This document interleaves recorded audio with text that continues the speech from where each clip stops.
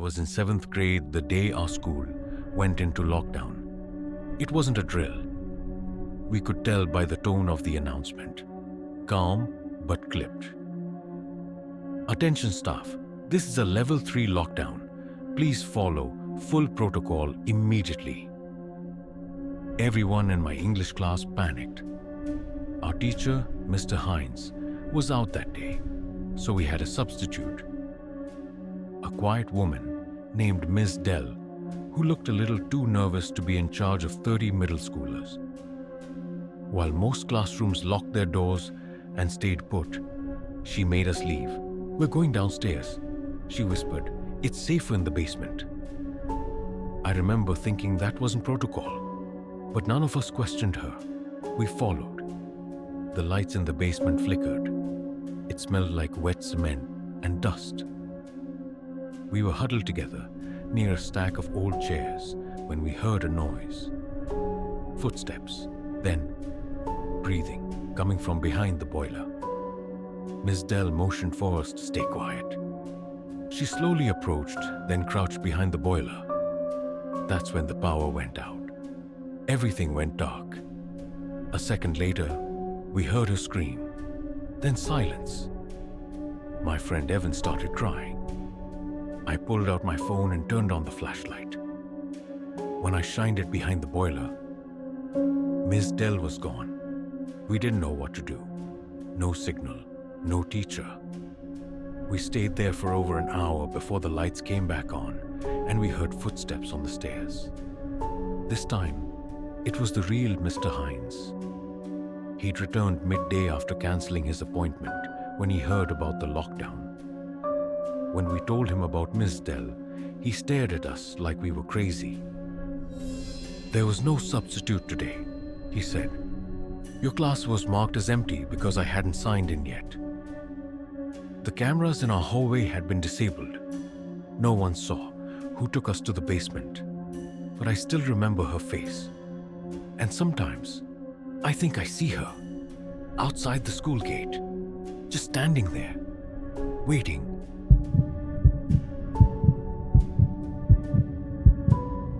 This happened during my senior year.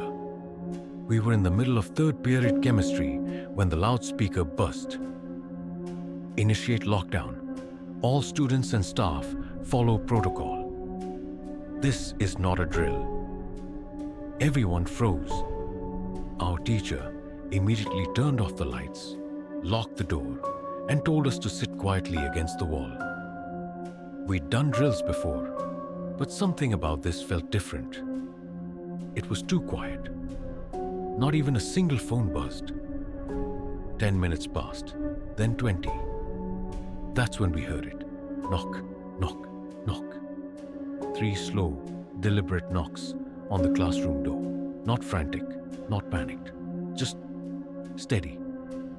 Our teacher, Mr. Rhodes, crept over to the small glass panel by the door and peered through. "There's no one there," he whispered. Another knock. Knock, knock, knock. He stepped back. He looked pale. "Don't move," he mouthed. Everyone was holding their breath. Then a hand appeared in the window. Just fingertips dragging slowly across the glass. But there was no face. We stayed like that for an hour.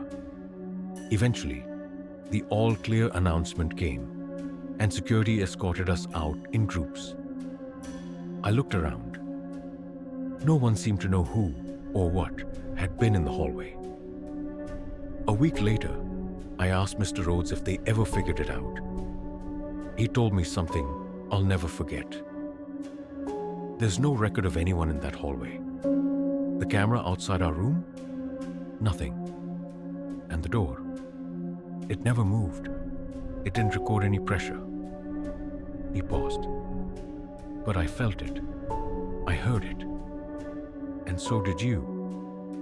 I've transferred schools since then. But I still have dreams about those knocks. And in the dream, the door opens.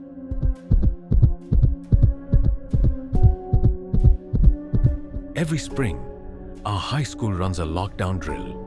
It's routine, predictable. The same stern voice on the intercom. This is a drill. Initiate standard lockdown protocol. Teachers lock their doors, cover windows, and we sit quietly until the all clear. But last year, something went horribly wrong. The drill began as usual. Lights off, doors locked, everyone silent. Then, halfway through, the intercom cracked again, but this time the voice was panicked, terrified. "This is not a drill. Please, he has a gun. Stay down. Don't move." People started whispering.